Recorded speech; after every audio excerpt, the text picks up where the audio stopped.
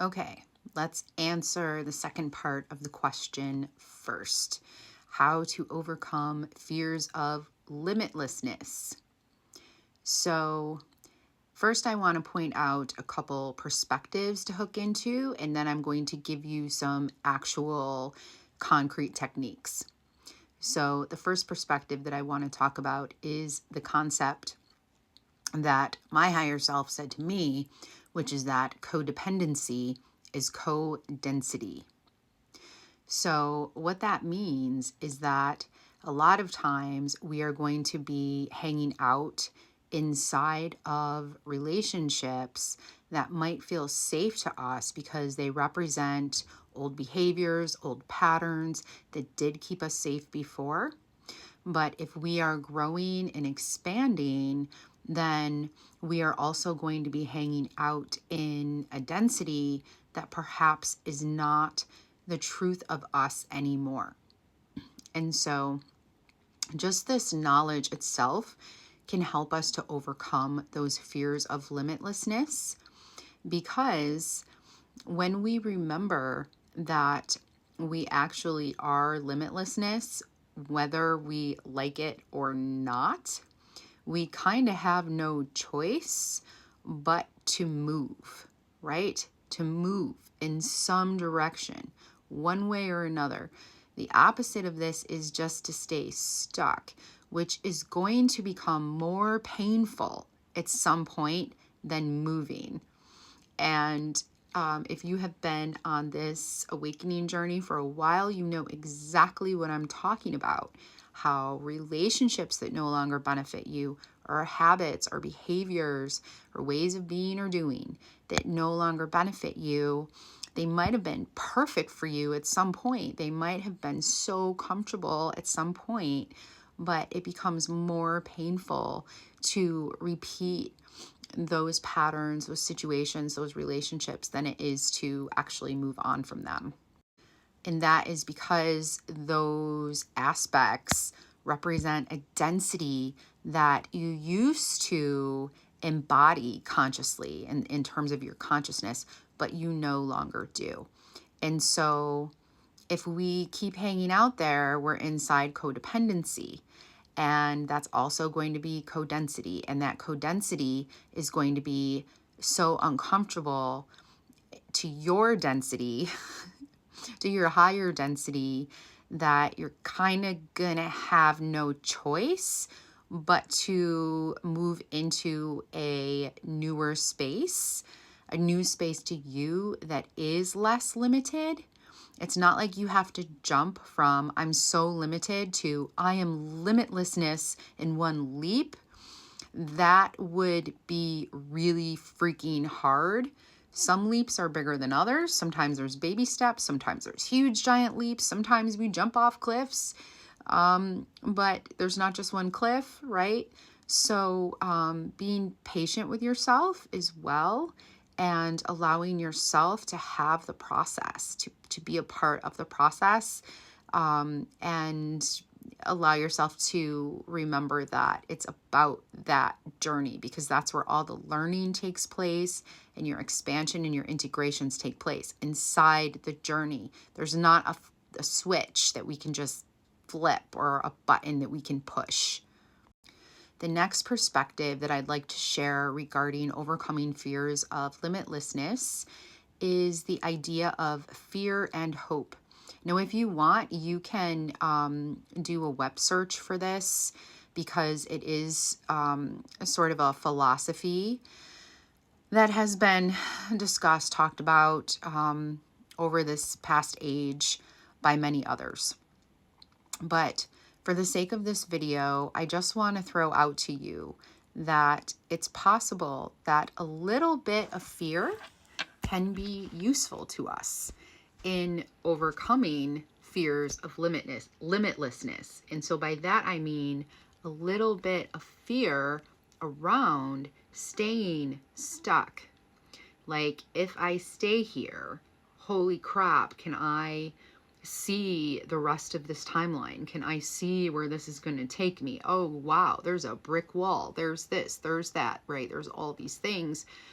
And so allowing yourself to use fear, the energy of fear, in a beneficial way to propel you forward, which is where hope comes in.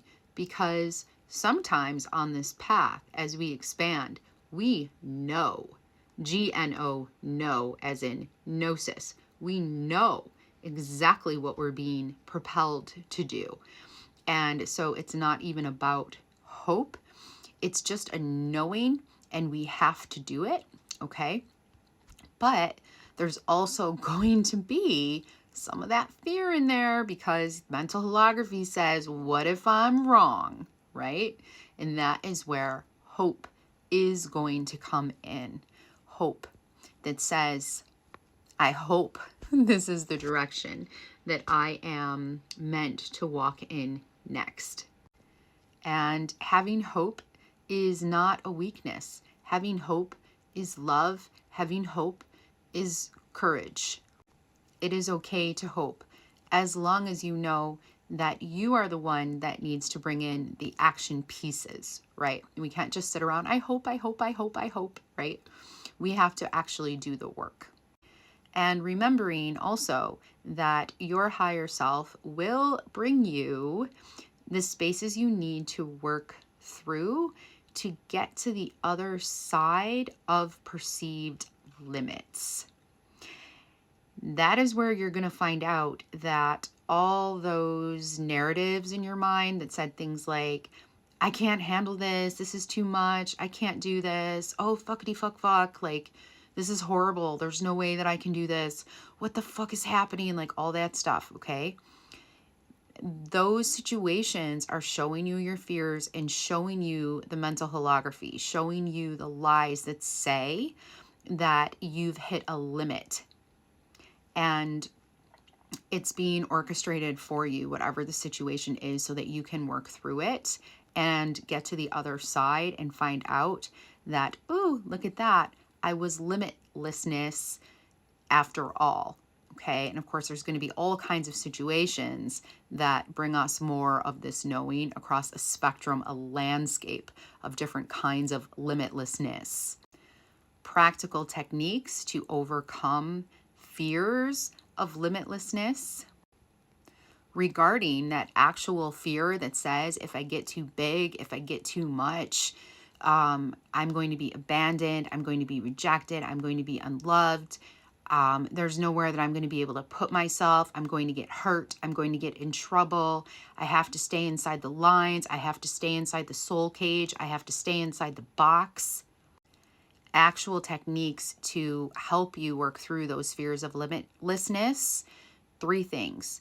The first is meditation, and that can look like anything. You don't have to sit there stiff in lotus position. Okay, it can look like anything. You can do it laying in bed, cuddled up with your pillows, loving on your nervous system, okay? The second is going to be active imagination, which you can bring into your meditations. This is where you're going to be dialoguing with yourself as a portal to dialoguing with your higher self.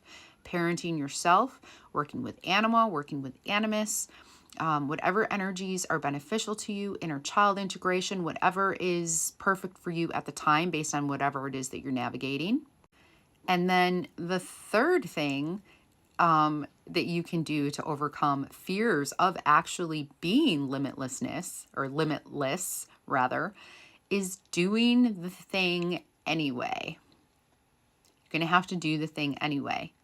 You're going to find out that no matter how big you get or how you're you just have more fun. You align with yourself, which we might also call your dharma. And you're going to find out through evidence that it benefits you. Okay? Running out of time here, almost to the 10-minute mark. So in terms of what creating means, it means everything. Every single thing that you think and do from your discernment, your wisdom, your intuition. So that's going to be right action from those spaces coming from your solar plexus. But every thought you have, how you interpret yourself, how you interpret the realm around you, every single thing is creating. Consciousness is creating.